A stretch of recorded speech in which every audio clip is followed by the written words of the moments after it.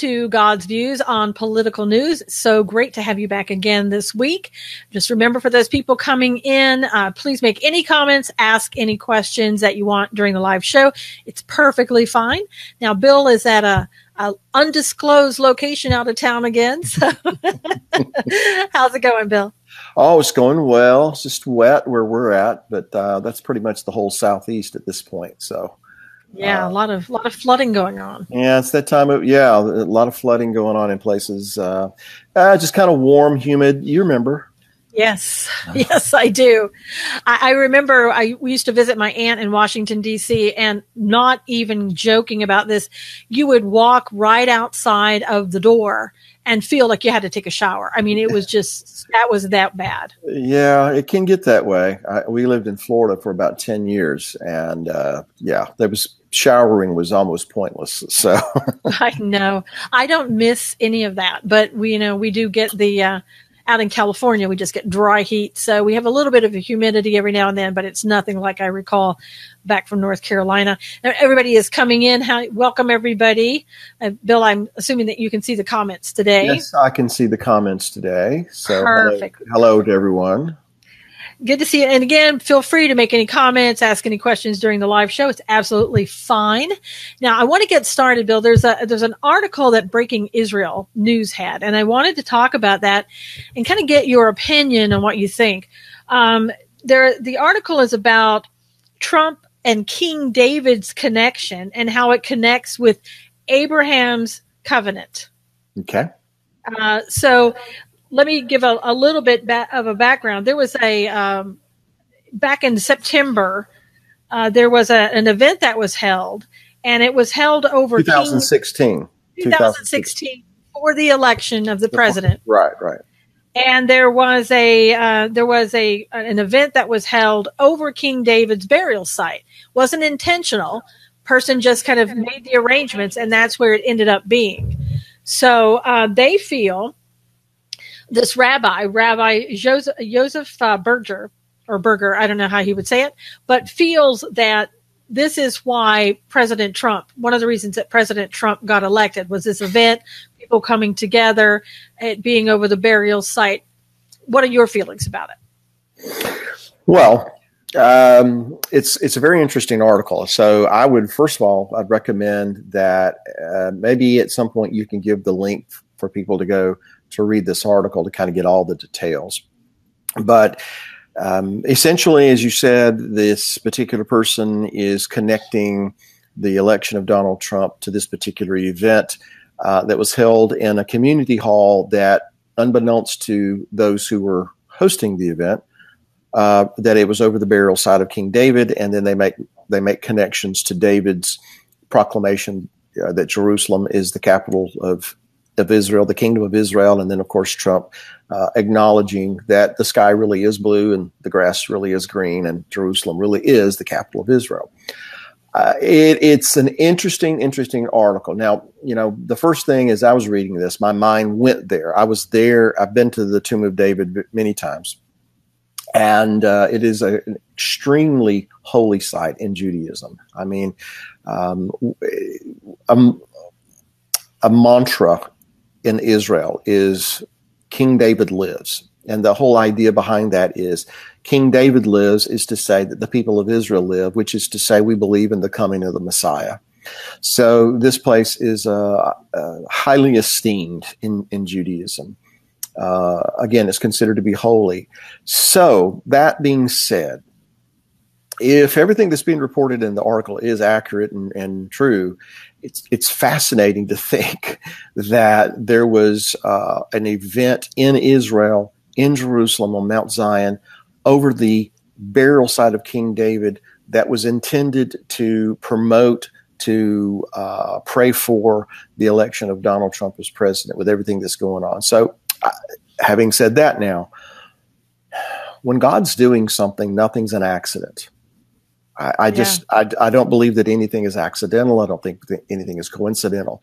We may do things, we may thinking it's because we're doing, we need to do this or because we can't do that. And it ends up, we're in the right place at the right time, exactly where God wants us to be. And I believe in that kind of thing.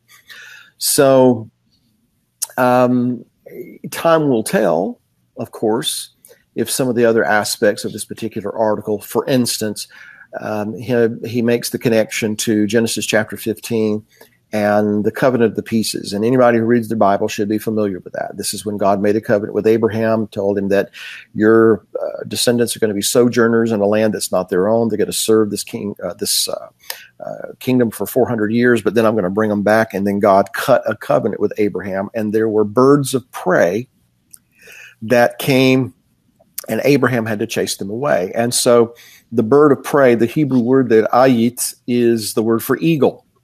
And so this particular writer connects the eagle that is in Genesis 15 as being a picture of the Messianic era, or those, let me rephrase that, those who assist in paving the way for the Messianic era and the building of the temple. And so that's really what the point is. They're making the connection that Trump is God's way of paving the road that leads to the building of the temple and eventually the inception of the Messianic era. Of course, as believers that Yeshua is the Messiah, we have a different way of getting there, so to speak, or looking at this.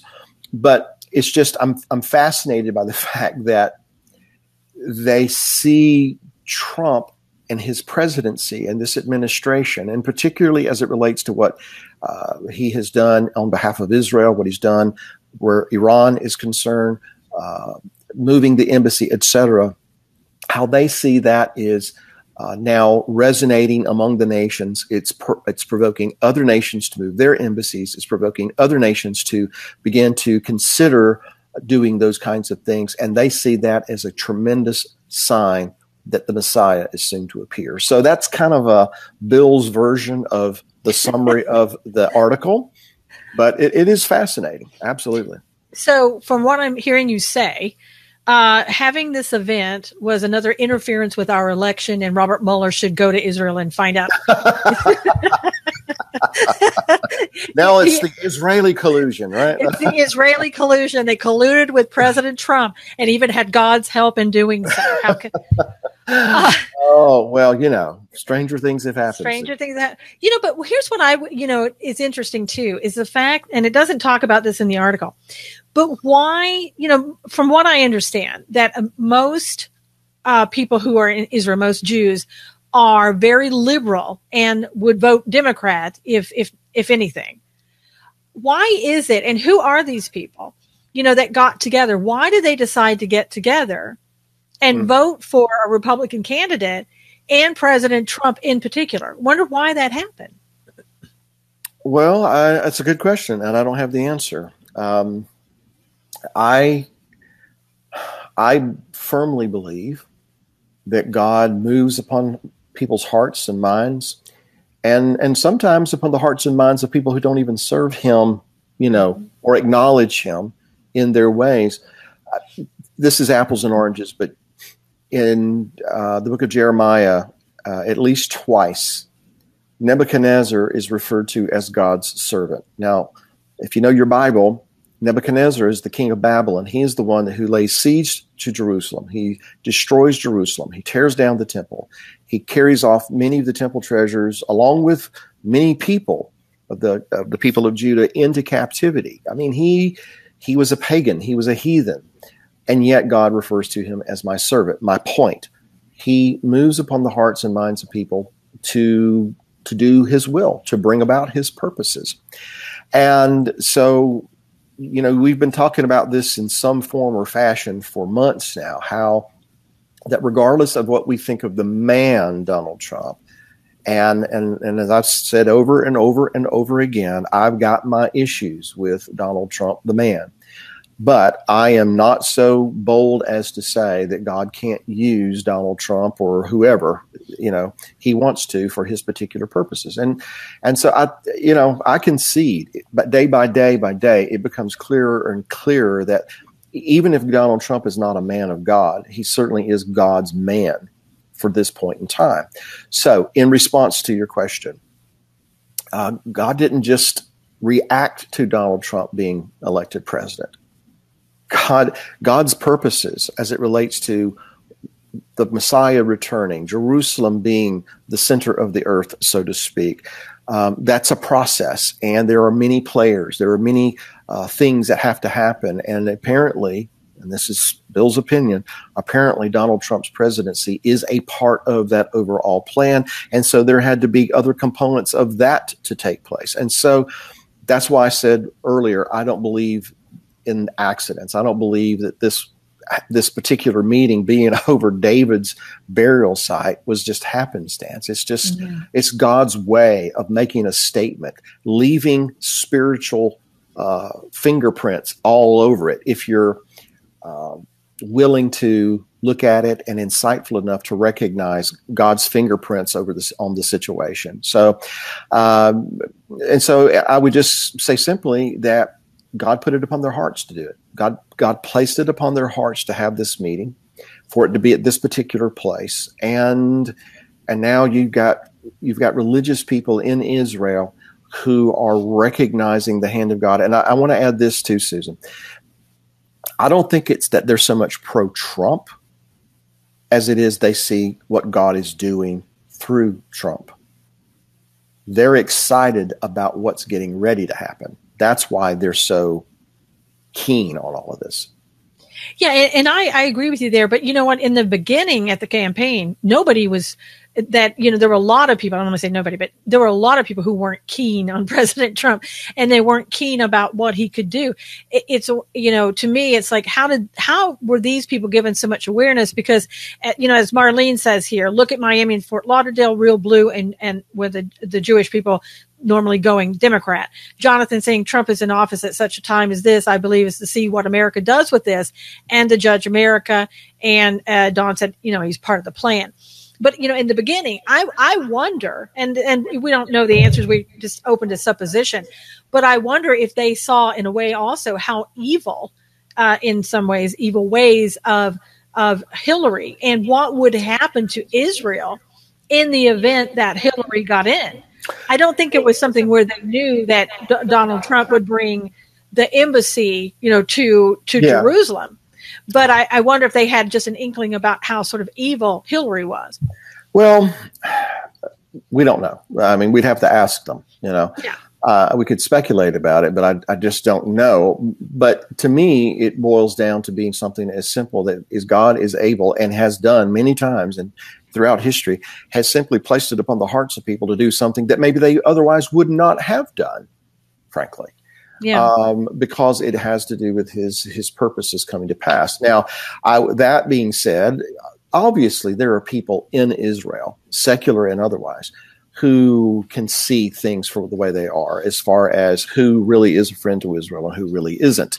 Now, how do you explain why so many American Jews continue to vote for liberals and progressives? Well, that might be something we want to take up on another program. I have a theory, but I don't know that we have enough time to develop that today. But something we can certainly come back and revisit. But you have to understand also that Jews in America think a lot differently than Israelis. Right. It's not the same thing. Right. Now, Marlene said most Jews I know are not practicing that temple is a social club. Dawn is saying, if I'm not mistaken, Noah wasn't perfect, but God found him to be righteous among the others, I guess, is what I'm reading. And then Jonathan said, President Trump is not perfect, but he is the last Trump. Well, we'll see. We'll see. I mean, we've already conceded that Donald Trump is not perfect. We've already conceded that God uses imperfect men, starting with me. We've already conceded that even though we may have personal differences as far as politically, morally, ethically, what have you, the bottom line is I'm not going to stand against what God wants to do. Yeah. God can do whatever he wants to, whenever he wants to, however he wants to, with who he wants to. And so we've already conceded that. At this point, we're just trying to now look in retrospect to some things that have happened and like this article, for instance, and bringing to light things that we didn't know about, Yeah. And if you hadn't been in that meeting in Israel in September 6th of 2016, and if you weren't familiar with your surroundings, you would have never known that you were having this meeting or where prayers are offered right at the burial site, hovering, if you will, not literally, but figuratively, over the burial site of King David. And when you go into his tomb, I'm trying to remember, it's been a few years since I've been there, but there's somewhere in there where in Hebrew, it's written, David the king lives. And that is to say that the kingdom of Israel lives as a people. Israel continues, and it's professing a faith in the coming of the son of David. David is also a title for the Messiah. And oh, by the way, in the article, and I'm hesitant to bring this out, but we'll just pull the pin on this grenade. I know where you're going. Yeah. Okay. Well, let me do a little background and give a little background information. The Hebrew language and Greek is similar in this, but the Hebrew language is very interesting for lots of reasons. But one of them is every Hebrew letter has a numerical equivalent. In other words, in antiquity, they didn't have an alphabet for Hebrew and then a numbering system. We have Arabic numerals. We have an alphabet from A to Z, and we have Arabic numerals, 0, 1, 2, 3, 4, 5, 6, 7, 8, 9, and we assign values with those particular numerals. Well, in antiquity, that was not the case. So every Hebrew letter, say the letter called Aleph, which is the very first letter, would be equivalent somewhat to our letter A. Aleph was a letter that would, depending on how it's used in a word, would produce a sound, but it could also be used to assign a value to something. And in this particular case, Aleph is 1. All right. So then what happens is, as you study the Bible, and this started in rabbinical Judaism centuries ago, and I think it was even used before that in the days of Jeremiah. We don't have time to develop that either, but they begin to see things in the scripture, and they would read a word or a phrase or a sentence, and then they would see its numerical value matched up with the numerical value of another word. And these two words or these two phrases or these two verses had connection to one another thematically, but also numerically. I don't want to get too involved in this, but I'm going to give you a for instance, just to kind of illustrate the point. If you take the numerical value for the word mother, which is M, and that value is 41, and you connect it to the numerical value of the word for father, of, which is 4, you end up with 40, this M is 41 plus father is 3 is 44. All right. 44 is the numerical value of the Hebrew word yeled, which is a child. In other words, if you take a mother and a father, right, and they come together, what is the result? A child. Right. All right. So the numerical values of the words mother and father equal the numerical value of the word child, yeled. All right. So that's the concept. So in the article, this rabbi makes this connection that the numerical value of Donald Trump is equivalent to Mashiach ben David, or the Messiah, son of David. Now, he makes it very clear that he's not saying that Donald Trump is the Messiah. And by the way, just in case anybody out there is wondering, we do not believe that Donald Trump is the Messiah. All right. But what he was saying is that Donald Trump and his administration is being used by God to set things in motion that leads us to the time of the coming of the Messiah, son of David. And that's another interesting layer to this whole thing the guy was bringing out in the article. By the way, Susan, I'll speak for myself. I'm not endorsing or refuting what the man is saying in the article. We're just reporting on it. We're just commenting on it. Exactly. But it is kind of interesting. It's fascinating. Very, very interesting. Now, and I've talked specifically myself, I've said before that, God has used people. And I gave as an example, look at David, when David had an affair and caused the woman's husband to be killed and, all that. And so, we have compared in a way Trump to David indirectly and not intentionally. So, and I agree with you, God uses all kinds of people that you wouldn't think of to do his will. Now, Linda said, if the temple is built soon, we who know God know Antichrist is on the horizon. Get ready, church. Hope I live to see all this. She said, God, prepare your people for the great trouble.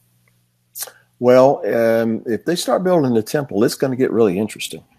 Yeah, it is. And, there's talk about it. They are talking about it. Catherine said, for those interested, I highly recommend Bill's Hebrew classes at ISOW. And Catherine Bilbo will be paying you $5 after. And other people I have heard, Bill's always amazing. And so if Bill's speaking someplace, you should always go and listen. Linda said Hebrew is an amazing language and very interesting. And let's say Jonathan said, yes, amen to that in regards to other things. And then Linda says, love the Bill Cloud commentary. So again, Linda will get your $5 at the end of the show. And Teresa said, Catherine, I want to go to the kingdom of heaven about a month ago. Are there others now? I went to the kingdom of heaven about a month ago. Are there others now? I'm not sure about that, but. Oh, she's talking about a seminar I did at the school. ISO is what they're referring to. Okay. So she didn't go to the kingdom of heaven. Yeah, I was going to say, I know Teresa's still here. She's referring to a course I did. And then let's see, Marlene had an interesting, she said, I'm hoping a stray missile blows up the Dome of the Rock. Well, I'm not commenting on that. Take out that one. I wish Marlene would quit beating around the bush and just get to the point. Marlene, we're going to help her come out more. Say things. we're just having fun with you, Marlene. And then Linda said, Rabbi Richmond and the Temple Institute are ready for the third temple. And well, they have been getting ready for decades now. Not to get off too much on that subject, but in case people who are listening don't know what she's referring to, there's an organization in Jerusalem. It's in the old city. Yeah. I've been there many, many, many times, where they have been preparing not replicas or not models or facsimiles, but the actual articles that they anticipate using in temple service when things are reinstituted. There's a yeshiva that is right outside of the Western Wall Plaza where these young men have been training in performing sacrifices and doing all these things. So they've done just about everything, well, maybe not everything, but very close to it, everything that they need to do on their end. Were temple service reinstituted. One thing, and this is kind of a big thing as far as I'm concerned, is the Ark of the Covenant. And that's a fascinating story there. I maybe should get to share that with you one day. But yeah, anyway. We'll do some more of these shows like that. Dawn said, I don't know why everyone acts like Trump is such a sinner. So are all of us. We are no better. Our sin is merely not public. And it is true. I agree with that. You're absolutely right. I guess it's, for me, it was this. I would much rather have a man of God, leading the country. But again, I recognize that he is God's man. And his personal life and his walk, that's between him and God. We certainly, I wouldn't excuse anything that is blatantly outside of the boundaries for him or for anybody else, and starting with me. But I think it is important that when we recognize God's fingerprints on something, it's very important that we take the position of we're not going to come against what God's purposes are. We're going to pray that God's purposes are performed. We do not ignore, wink at, or turn a blind eye to things that are, unscriptural and wrong. We just recognize that God has a purpose. And so I will go back to what I said about Nebuchadnezzar. God said, not Bill, God said, Nebuchadnezzar is my servant. Nebuchadnezzar was a heathen. And I'm not saying that Trump is. I'm just saying that Nebuchadnezzar was a heathen, and yet God said he's my servant. This is something that many Christians have a hard time wrapping their brain around, that God uses donkeys sometimes. He speaks through donkeys sometimes. Right. Well, and the thing of it is, for me, with President Trump, and I think what turns people off so much is his ego. But I'll tell you, if he didn't have the ego, he wouldn't be able to do what he does. And I totally understand him and where he's coming from. And I get why he says the things he does. And I'm not offended by them. I'm not worried about them. I think he's perfectly mentally sane, probably even more so than many people. Yeah. And I get it. But I see how it some people, it could be a turnoff, but it isn't for me. And like I said, I do understand him. And I think there are many people a lot worse that I could name, and I won't. But it can always be worse. It can always be worse. And Robin said, now I've read about how they are getting things ready to build the temple. And I have read more and more about things like that. And Dawn said, and let's not forget, there are some godly men that are directing him. Yes. Some of that is a New Yorker in him. Absolutely. Yeah. And I also, I was thinking about this the other day before I read this article, that I can see how God was preparing him for this time, meaning how to deal with people, how to negotiate. Look at what he's done with North Korea.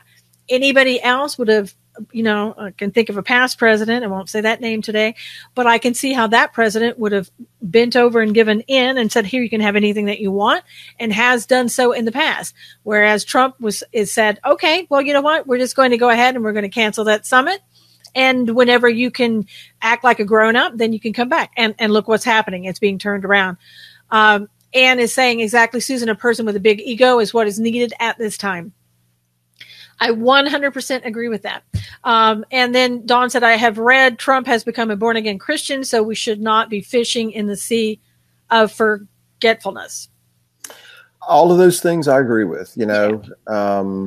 Again, my personal thing at the beginning was, just some of the outlandish things that were going on and being said, and that frankly should not have happened.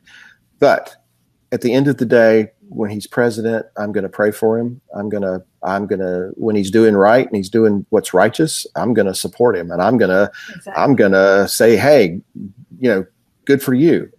Go Trump. Go Trump. Right. Exactly. And I can't think of anything more important, at least to date, than recognizing Jerusalem as the capital of Israel, moving the United States Embassy to Jerusalem. If he never did anything else, as far as I'm concerned, he was a good president, in that regard, because as Americans, we tend to look at everything from the perspective of we're America, everything revolves around us. And you read the Bible and you will find very quickly that the world does not revolve around America. Everything is working its way toward Jerusalem, once again being the center of the earth, the city of the great king. The Bible says that there is coming a day when the law is going to go forth from Zion and the word of the Lord from Jerusalem. The Messiah is not returning to Washington. He's returning to Jerusalem. So when we see these things happening, and we have the man who is at this point in time the most powerful man in the world, recognizing not just that the people of Israel get to pick where their capital is, but is actually doing something that is in step with what God says, that encourages me. Yeah. That excites me, regardless of what kind of a person he is, all the bravado and those kinds of things. And I agree that in some of these situations, diplomacy hasn't done anything but just foul us all up. I believe in being diplomatic, but then there comes a time that you punch the bully in the nose. And I do like that out of Trump. I like the fact that it seems, anyway, that he's willing to punch the bully in the nose. Yeah. So I respect that. I support that. All of that is to say,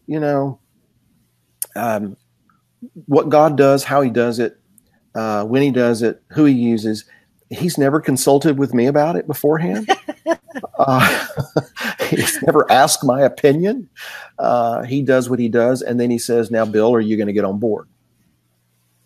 Yeah, and I think too, looking back at all the past presidents, no president has had what it takes and as fearless in nature as Donald Trump to get the capital, and get our embassy in Jerusalem and to say Jerusalem is the capital of Israel. Well, I'm sorry. Go ahead. Finish. No, I was going to read something that Dawn said, but go ahead. So before Well, God knows what he's doing. We need to know what he's doing. Yes. And we need to conform, and we need to adjust what we think, how we think, what we want to do, how we think it should be done. We need to adjust as God moves. And I'm not going to add to or take anything away from Trump as a person, just to say that he's a vessel. He's a vessel like you and me. It's just that God is using him in a different position right now than he is you or me. But what we really need to focus on is what God is doing. And he's the one that deserves honor, and he's the one that deserves praise. And his hand is at work. And we need to recognize that. And one other thing, and I'll let you read the comments. This isn't a lot of these things aren't sealed. They're not a done deal yet. We've got an election coming up in November, and as I've said and you've said many times, what happens then can overnight change everything. Undo everything. And so, as believers, we've got to be diligent, and I want to say this as carefully as I know how, not to give honor to a man, a party, a philosophy. We need to an honor that is not due them. Let me rephrase that. We need to give ultimate honor to God. We need to turn to God. We need to call out to him more now than ever before, so that if his purposes are moving forward, that the adversary is not given an opportunity to undo any of that. Does that make sense? Yes, and that we also are in line with God's purposes is what as well. Now, Dawn said, so do you think the article was set up that way to make a statement, or was it a God thing?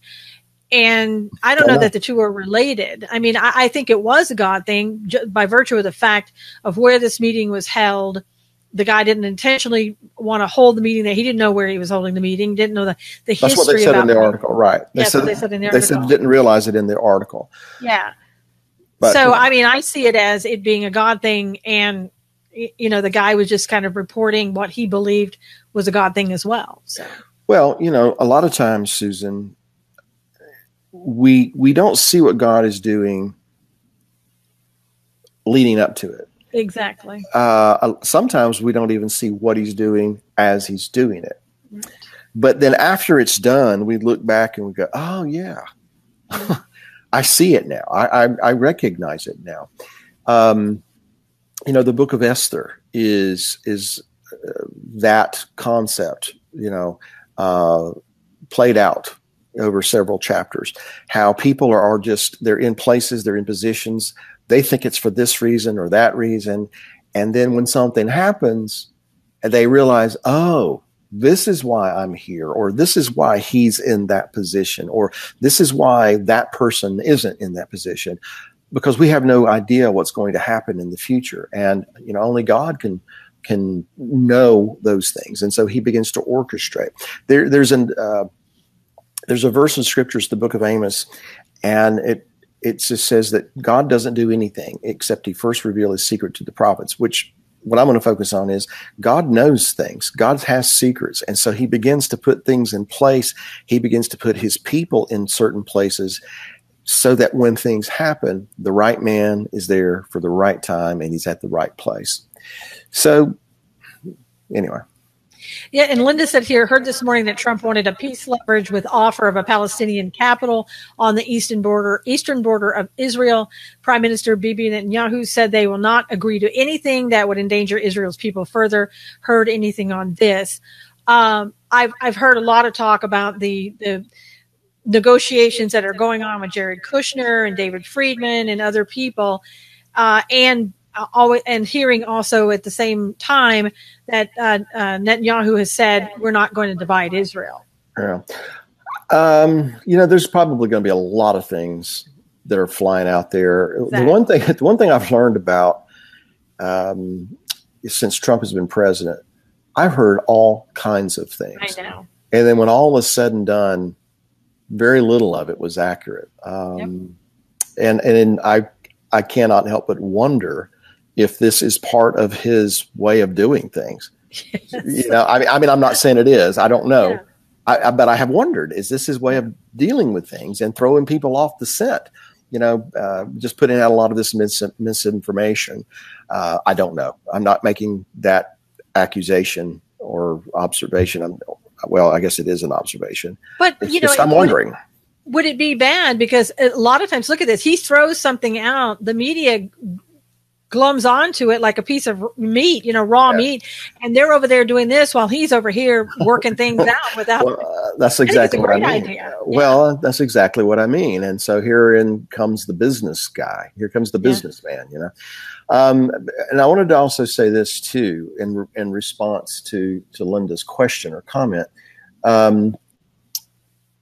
Sometimes God's purposes and what God wants to bring about, we may not like. Yeah. So, and I say that, what if there ends up being a Palestinian capital? What if there ends up being some kind of a peace agreement that comes out of this? A lot of Christians are not going to like it.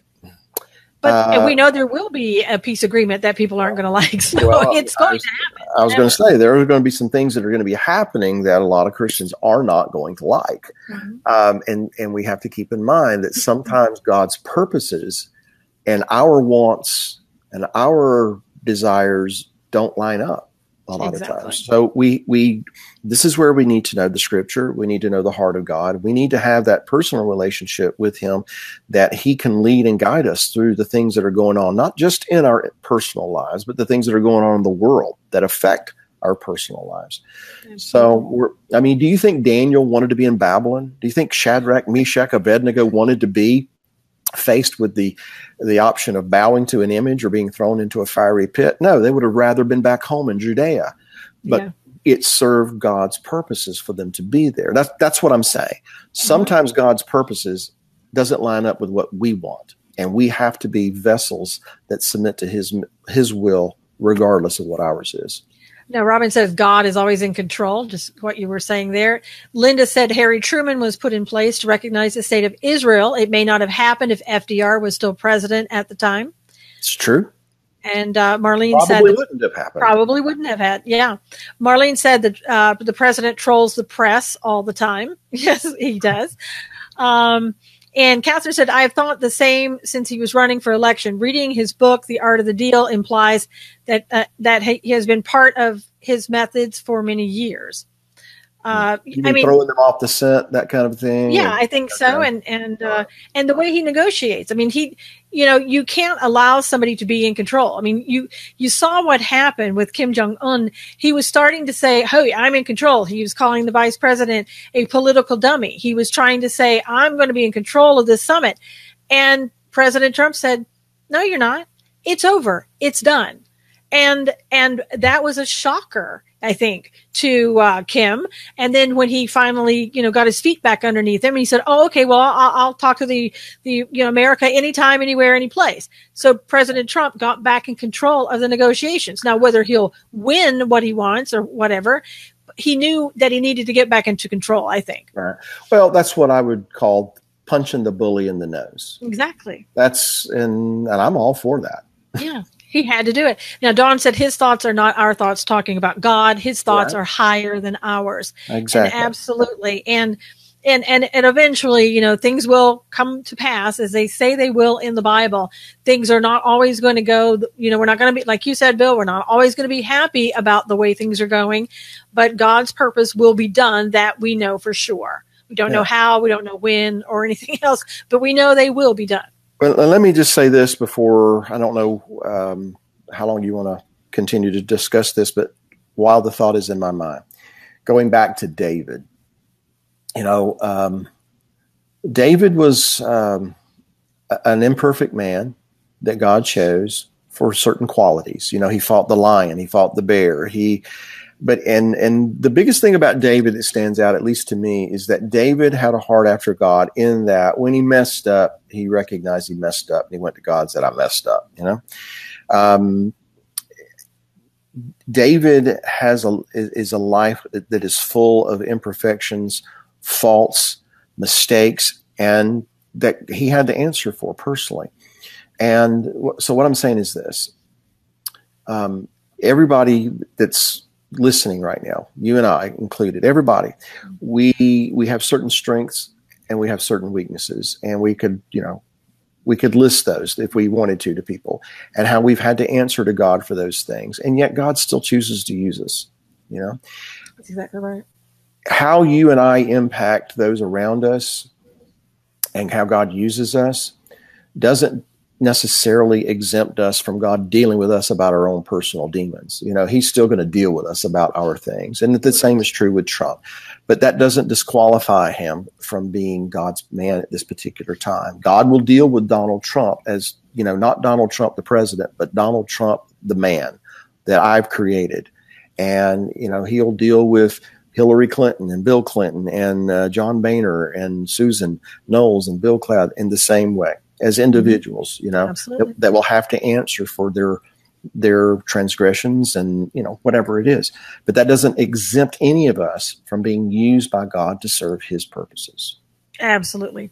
And so I think that we'll just have to wait and see, what comes of this. I do like, Rabbi Jonathan Cahn, he does the same thing. He sees a lot of connections and different things. And I love that, because again, when we're in the situation or before the situation, we don't see those connections necessarily, but sometimes we do. And then afterwards we can put things together. So I think it's really great. Now I wanted to move on to another topic that unfortunately has riled up a lot of people today. I wrote an article, and it seems to have everybody. Riled up a bunch of yes, it did. I'm telling you, thanks, Bill. But I know I've given you a hard time like 2 weeks in a row, so now it's okay. That's my turn. It's your turn to get back at me. Susan wrote an article, and people got ticked off. I know. Imagine that. So the article was about the fact that we all know that John McCain has the brain cancer. It's not looking good for him. Chances are he is not going to be around too much longer. And I wrote the article that, in the event his seat becomes vacant, there's a possibility that the governor would appoint his wife, Cindy McCain, as, taking his place as senator. And everybody was all upset because, first of all, they said, Linda saying, what? Okay, calm down, everybody. Linda may have been one of those people this morning. I don't know. No. But the fact of the matter is that Arizona law says that the governor will appoint someone to a seat that's vacant.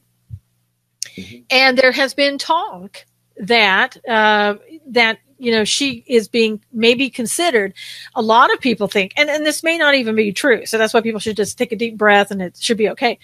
But people have said that there was a kind of a meeting between Governor Ducey, who is a Republican in Arizona, and John McCain, kind of working out a deal like, okay, if John McCain saying to him, if I go, please put my wife in there and let her finish out my term, that type of thing. And the law in Arizona says the person will be appointed. Now, there's a caveat to that I want to tell people.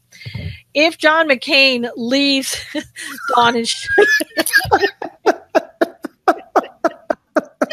oh my gosh, some of the comments. Word. Okay, that one. I expected that from Arlene. I didn't expect that from Dawn. At the end of the year, we need to have some kind of an award for best comment that cracked Bill up, or something like that. And so far, Dawn's winning. Dawn's winning, but Dawn's is an angry face with a gun pointed to her head. Okay, I'm sorry. Oh, these are great. I love these. If John McCain leaves office before June 1, then there will be a special election to fill that vacancy.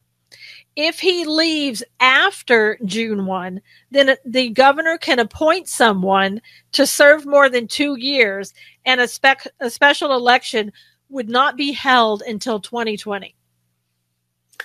So it's May 29th, people, is all I'm saying. So, well, look, that's the way it's done. This isn't the first occasion that something's come up like this when someone was appointed, to finish out someone's term. I guess being, cynical, Bill, it would, probably rub me the wrong way that here's a guy that's allegedly going and having a conversation with the governor to say, hey, let my wife do it. I think that's what happened in Missouri a few years back, if I'm not mistaken. Same exact thing, except it was on the Democratic side. That's the way it's done. But I would agree with what Sue just said. This is, or can be, a contributing factor to why, there is this elite class of people who, have power. And, they propagate this kind of thing, by, I put my wife in there to replace me, who maybe, and I don't know this for a fact, has no experience whatsoever in this kind of thing. Maybe she does, and I just don't know about it. But anyway. You mean Hillary Clinton, who became senator? Yeah.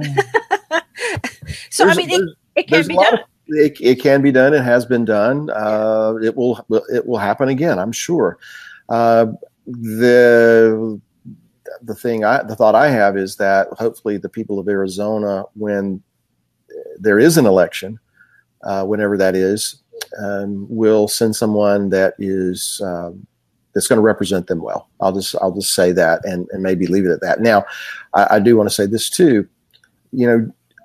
With all due respect and with compassion toward his particular situation, if this does not improve, then he is soon to step into eternity. And I would like to think if I was John McCain in that situation, I'd be having conversations with the creator of the universe. I would want to make sure that those kinds of situations are lined up and everything is at peace there. So I would offer that little tidbit of advice. Now, Robin says, I don't understand people getting upset about the article, Susan. It is what it is. Robin, I guess that, what they say about don't shoot the messenger, really applies. There's a reason, because I was the messenger.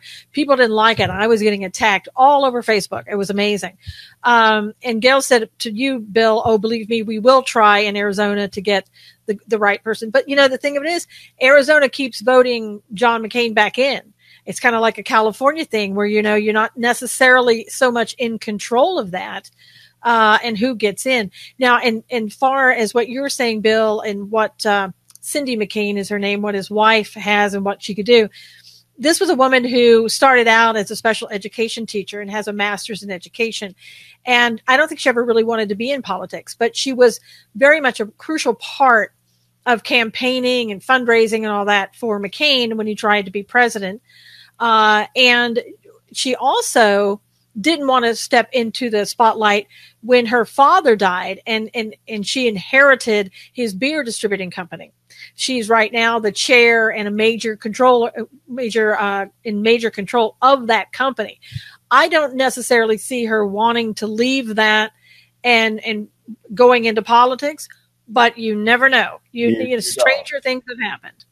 Well, I can see a scenario where he moves upon her to do that because she knows him. She knows what he would do, those kinds of things. And she could commit herself to doing something like that, because she loves him. She cares about him. I could see a scenario like that. And I guess in some way I could understand the motivation behind somebody like McCain to do that, because no one's going to know what I would do in certain situations better than my wife.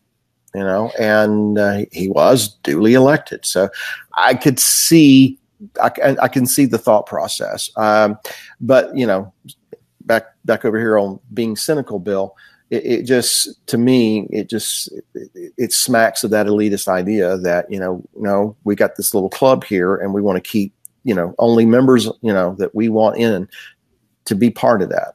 So, but that's and cynical. To keep your legacy going, keep it in his way, maybe to keep a legacy going. And a lot of people have wondered, why hasn't John McCain stepped down? Why hasn't, as you've said, get right with God and think about that and do that.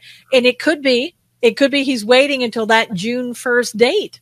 Nobody knew about that before. I think you might be onto something there. We'll see, but I think you might be onto something there.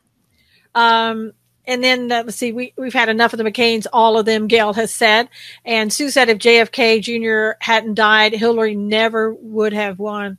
That's probably true, Sue. I think it would have been Kennedy Jr., John Jr. that would have won. Now, what you're saying, Sue, is that airplane crash was not an accident.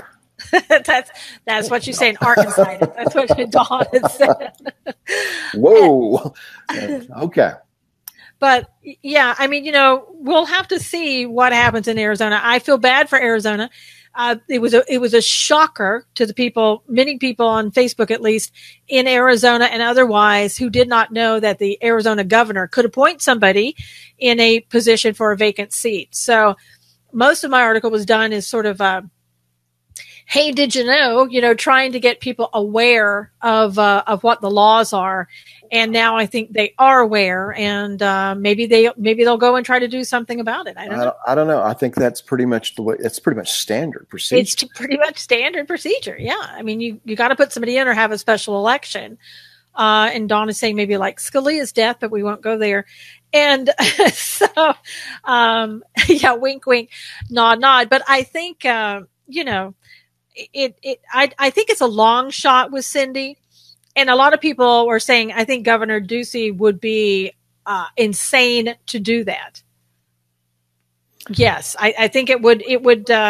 It's how much does he care about continuing John's legacy, or does he want to get somebody? And she may be, but does he want to get somebody who's qualified in the position? And there are a couple of other people that he could appoint over Cindy McCain as well. Well, June 1st is this weekend, so we'll find out, won't we? Yeah, we'll find out. So it's coming up, and it'll be, we haven't heard from John McCain in a long time. I mean, I don't even think he's been back to Washington, D.C. since, the recess was over. Well, not to get personal about this, but my wife's mother passed away a couple of years ago with brain cancer. And I just can't see it happening. I mean, I just can't see him coming back from that. From what I've read, what I've heard described, it's an awful, awful, awful thing for anybody. Yeah. I can't see the man being able to function as he should, even if long-term he, makes a comeback health-wise.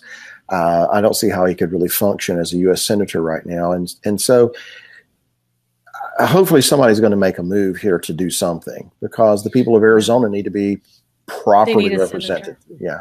Right. Absolutely. Now let's go on. We have a few minutes left. Let's go on to another subject. Linda's saying here, what about Ireland voting in abortion, abolishing the amendment limiting abortion? Funny you should say that, Linda, since we're going to talk about it. Since we're going to talk about it. Yeah. So overwhelmingly, basically, it was a landslide with 68% voting to overturn the amendment banning abortion. My thoughts are, America, this is where we're headed. This is why that it is a total uphill battle trying to overturn the abortion laws in America. I hope they do, but it is a total uphill battle. People came from all around, even flew back to Ireland to have that vote and to make sure that the ban was overturned. Bill, your thoughts? On one hand, I'm kind of surprised seeing that the Catholic Church is, at least historically, has been against abortion. Right. And it is my understanding that Ireland is overwhelmingly Catholic. Right. So on one hand, that kind of surprised me. But on the other hand, it's like anywhere else, and anyone else who has some kind of, church affiliation, they identify as Catholic or they identify as Christian, but they really have no idea what that means. That's just some kind of I was raised that way. That's who I am. That's what my folks were. But they don't really understand what it means to be a Christian. They don't understand what it means to be a follower of the Messiah. And so I just see it as another stepping stone in this road that we as humanity is on, and that is just farther and farther away from the source of life. And the farther we move away from the source of life, that is the Creator, we choose death. We're going back into the garden, and instead of choosing life, we're choosing death. That's what we've become. And so if Americans continue to be kind of lazy about our morals and our which way we're going as a nation, and if it becomes, we'd rather have convenience rather than conviction, it's just a matter of time before what happened in Ireland happens here. Now, Marlene says, Catholics, sorry, your Pope is off the rails. I won't disagree with that. Yeah. And Dawn said the new Pope is pro-abortion. I haven't necessarily seen that, Dawn, but and then Linda says 2 thumbs down and praying mercy for Ireland. I think it's one of those things where there's a difference between calling yourself something and practicing. So it's a difference between calling yourself Catholic and practicing. And the people of Ireland, it almost sends a message to me in my mind that we're not going to allow God or religion to make our decisions for us, particularly when we think it's an important position or decision like this on abortion. They had to have totally discounted God when they went in and cast that vote, for overturning the ban on abortion. I don't know how you could see it any other way. So, well, not just this issue. There was something that happened last night, and my wife and I were talking about it, totally unrelated to this. But in speaking with somebody and how they talked about God and heaven and things like that, and it was just so far removed from the reality of what Scripture says. But that's what they really believe. Their concept of God and right and wrong is a fantasy. And we were just kind of puzzled by the fact they really, really believe this. Yeah. That they believe this fantasy. And so I would presume that in some ways you've got the same thing going on here, is that their concept of God, their concept of what God would approve of, their concept of what is right and wrong is a fantasy. And so so often we will have God on the side of what we want to do or what we think is right or what we feel is right. And I don't doubt for a moment that there are a lot of people who went into those polling stations and probably cast a vote as a proud Catholic. I'm also impressed with the fact that when the votes or when the decision was made, how people began to weep and cry, not with remorse, but with joy. No. And I thought, dear God, this is what we've become. We're crying for joy because now we can legally slaughter children. Amazing. I know it's a very, very sad time. Some people are saying that, the reason they felt that way, there's no relationship with God. And we're talking about it being a landslide. The thought that came to my head when I heard that it was a landslide is maybe God will have a landslide of his own soon. And somebody else is saying here that, people are deceived.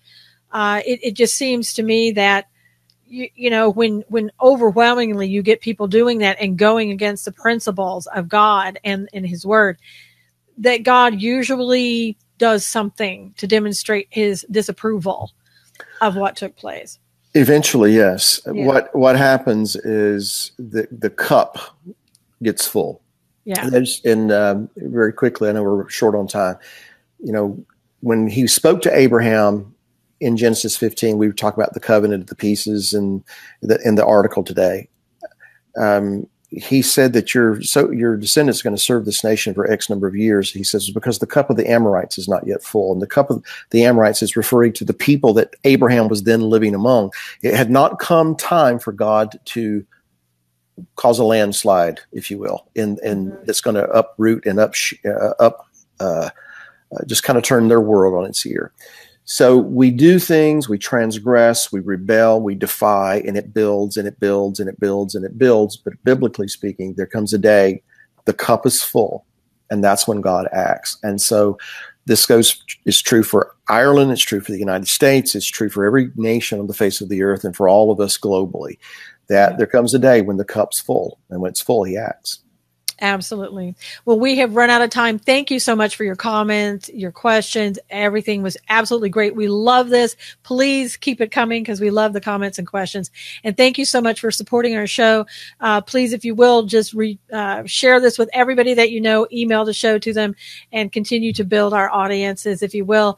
And again, we really appreciate you. Until next week, God bless. Take care. We'll see you then.